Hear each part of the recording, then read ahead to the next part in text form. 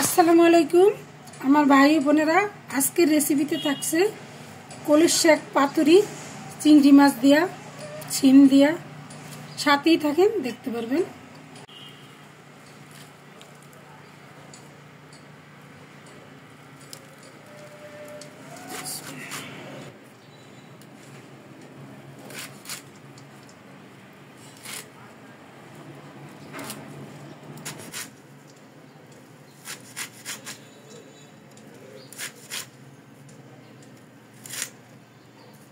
এই যে আমার শাকগুলো কাটা হয়ে গেছে। পাতুরির শাক এইভাবেই কাটতে হয়। আমি শাকটা রান্না করার জন্য এই সাইজের চিংড়ি মাছ নিয়েছি। এটা নদীর চিংড়ি মাছ। চিংড়ি মাছগুলো আমি কেটে নেব। চলে আসছি রান্না করার জন্য। কড়াই গরম হয়ে গেছে, তেল দিয়ে দেব। চিংড়ি মাছগুলো ভাজতে নেব। হলুদের গুঁড়ো,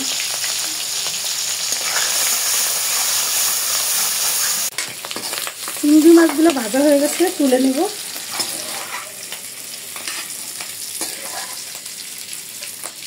এই তেলেই সিমগুলো একটু ভাজে নেব।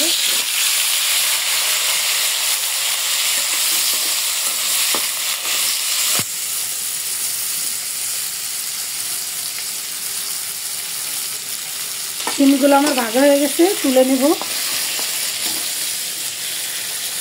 এভাবে ভাজে নিলে পাতুরির টেস্টটা ভালো আসে। আমি আজকে সরষের তেল দিয়ে পাতুরি দিয়ে রান্না করব।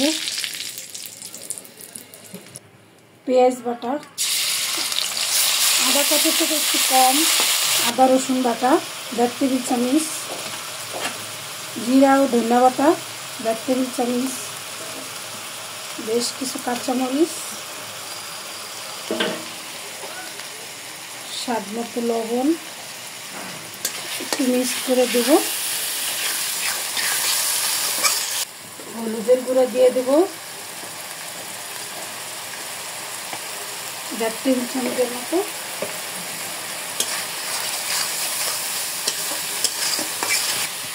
মরিচের গুঁড়ো 1.5 টেবিল চামচ। মশলাটা কষায় নেওয়ার জন্য একটু গরম পানি দিয়ে দেব।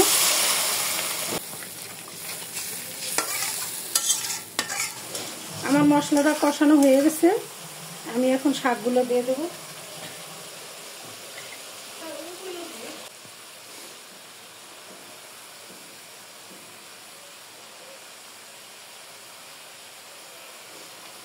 মশলার সাথে একটু মিশিয়ে দেব।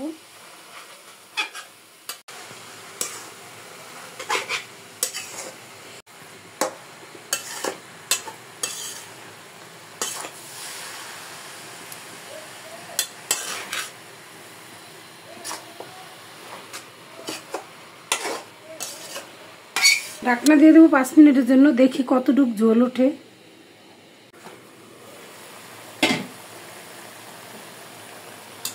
এই যে মোটামুটি যথেষ্ট পানি উঠছে। এখন আমি সিমগুলো দিয়ে দেব। সিম, চিংড়ি মাছ মিক্স করে দেব।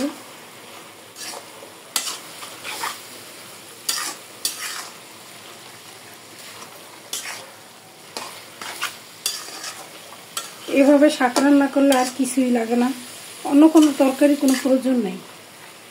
এত টেস্টি হয় খেতে, আপনারা অবশ্যই ট্রাই করে দেখবেন।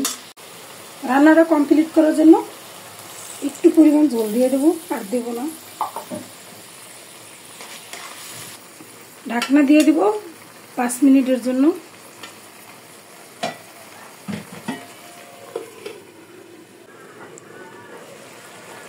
এই যে আমার শাকটা এখন এই পর্যায়ে এরকম আছে। মোটামুটি আরো কিছুক্ষণ রান্না করব, আর ঢাকনা দেব না। মাশাআল্লাহ, এত সুন্দর একটা স্মেল আসতেছে, কল্পনার বাহিরে। অনেক সুন্দর। কলস শাক বলে কথা। আমার রান্নাটা প্রায় শেষ পর্যায়ে। আপনারা যারা এখনো ট্রাই করেন নাই, বাসায় একবার হলেও ট্রাই করে দেখবেন, অনেক টেস্টি হয়। এটা চিংড়ি মাছ বা চিও মাছ, নদীর ছোট ছোট মাছ, যে কোনো মাছ দিয়েই করা যায়। খেতে অনেকটাই টেস্টি। আমার এই রান্নাটা যদি আপনাদের ভালো লাগে, প্লিজ আমার চ্যানেলটি সাবস্ক্রাইব করবেন লাইক দিবেন এবং শেয়ার করে দিবেন। আমি একটু ঝোলটা একটু কমিয়ে নেব, একদম মাখা মাখা থাকবো, তাহলে খেতে আরো বেশি মজা হবে। আরো 2-3 মিনিটের জন্য রান্না করব। এই যে একদম পানি শুকিয়ে রাখছি আমি, এখন ধনিয়া পাতা দিয়ে দেব।